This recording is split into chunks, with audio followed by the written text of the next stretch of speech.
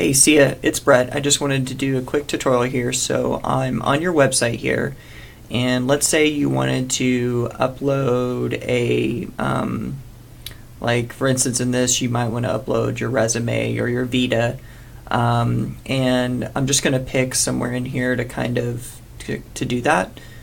So let's say you want to do it here around your name.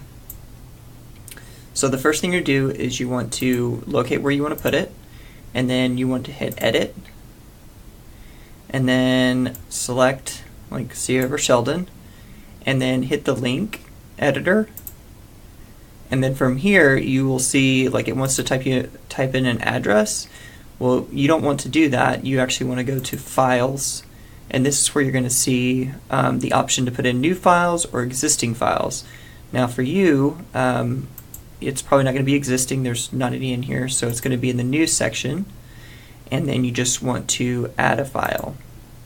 And so I'm going to add in something from my desktop here. This rubric peer review.